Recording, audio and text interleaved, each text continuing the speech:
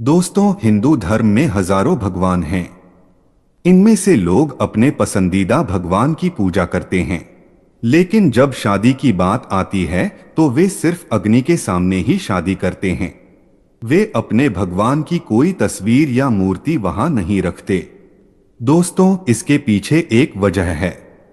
अग्नि के चारों ओर चक्कर लगाने और शादी करने की यह रस्म हिंदू धर्म के प्रसार से पहले भी भारत में प्रचलित थी।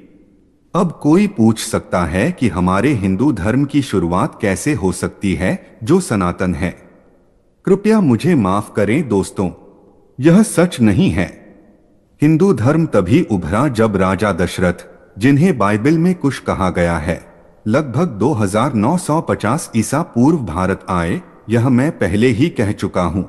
कुश मूल रूप से अफ्रीका के शासक थे, इसलिए प्राचीन भारतीय अफ्रीका को कुशद्वीप कहते थे। उनके नाम के आधार पर उनकी पत्नी को कौशल्या देवी कहा जाता है। उनके शहर का नाम भी कोसल था। इतना ही नहीं, उनके वंशज विश्वामित्र ने खुद को कौशिक कहा। कोसल, कौशल्या और कौशिक सभी कुश नाम के रूप हैं। इसके अलावा हम जानते हैं कि उनके पोते का नाम भी कुश था, लेकिन हिंदू धर्म इस तथ्य को छिपाने की कोशिश करता है क्योंकि कुश एक अफ्रीकी थे। अब मनु की महान बाढ़, जो नूह की बाढ़ है, 3298 ईसा पूर्व में हुई थी। मैं यह कैसे जान सकता हूं? हम बाइबल में दी गई वंशावली सूची के आधार पर इसकी गणना कर सकते हैं। उसके बाद भारत की स्थापना हुई और महाराजा भरत ने इस पर शासन किया। बाइबल में उनका नाम शेम बताया गया है। बाइबल में लिखा है कि जल प्रलय के बाद वे 500 साल तक जीवित रहे।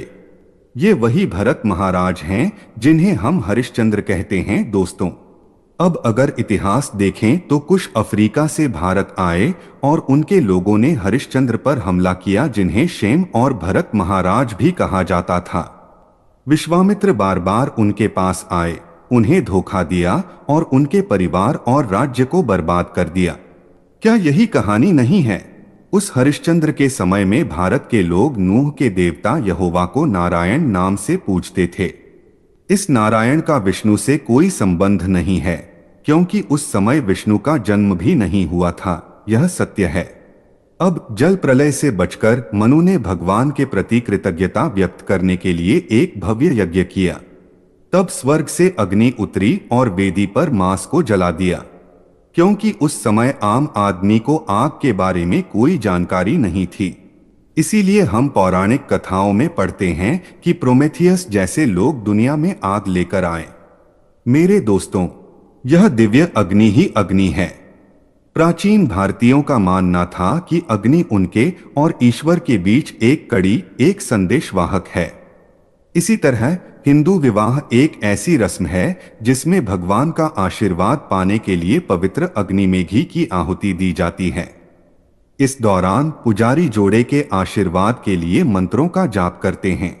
इसीलिए वे कहते हैं कि हम अग्नि को साक्षी मानकर विवाह कर रहे हैं। लेकिन अगर आप देखें कि यह अग्नि किससे जुड़ी है, चाहे वह तब की हो या अब की, यह नूह के परमेश्वर यहोवा से जुड़ी है। हिंदू हजारों देवी देवताओं की पूजा करते हैं, लेकिन उनमें से किसी का भी इस अनुष्ठान में कोई स्थान नहीं है। इसीलिए मैं कहता हूं कि यहोवा भगवान हिंदू विवाह को स्वीकार करते हैं। मेरा वीडियो देखने के लिए आपका बहुत बहुत धन्यवाद। भगवान आपका भला करे।